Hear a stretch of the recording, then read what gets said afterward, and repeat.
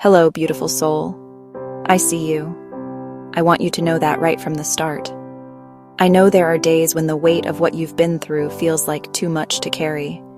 It can feel like a heavy cloak you can't take off, something that follows you into every room, into every conversation.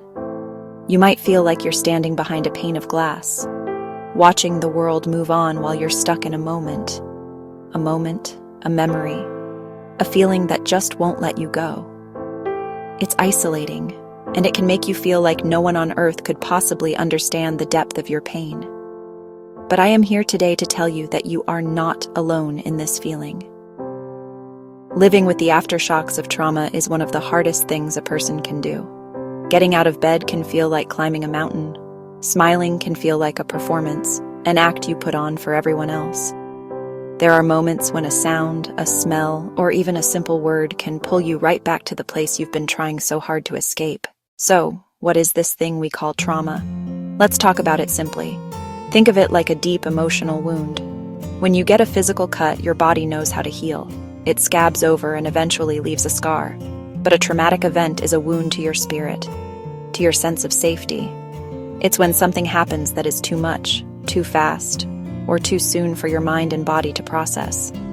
Your system, trying to protect you, gets stuck in a high-alert fight-or-flight state. It's like a smoke alarm that went off because of a real fire and now won't stop blaring, even when the fire is out. That's why you might feel on edge all the time, have trouble sleeping, or experience sudden bursts of anger or sadness out of nowhere. It's not because you're crazy or weak. Your body is still trying to protect you from a danger that has already passed. It's a normal reaction to an abnormal event. The echoes of what happened are still reverberating through your nervous system. Understanding this is important. It lets you stop blaming yourself for how you feel.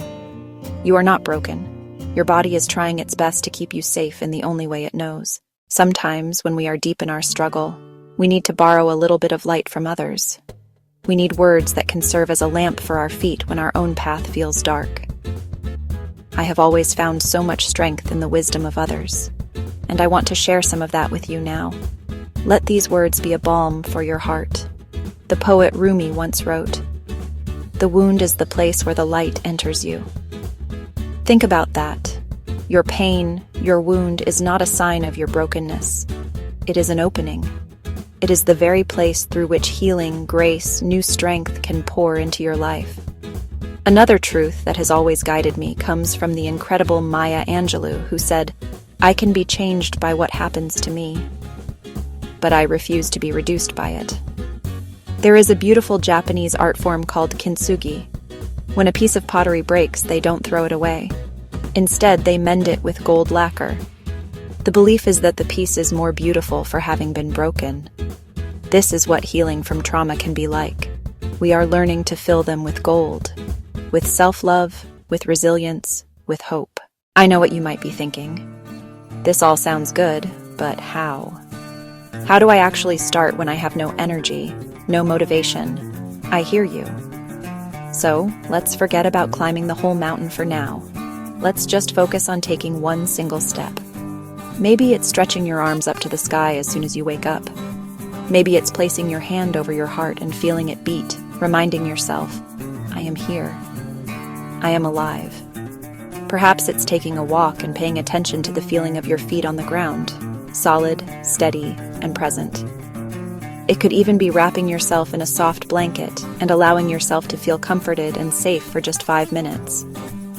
Another step is to create a tiny moment of peace in your day. Find a quiet spot, close your eyes, and just focus on your breath.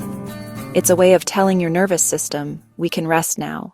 I once knew a woman who had been through a deeply painful divorce. For years, she felt like her life was over. She told me she felt like an old, abandoned house, boarded up, dark, forgotten.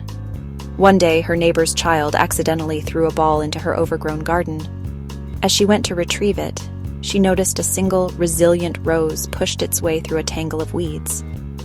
That small act of tending to one rose turned into a passion. Her garden became a vibrant sanctuary, and in the process, she found herself again. Your life is that garden. It may feel overgrown with the weeds of sorrow, neglect, pain right now.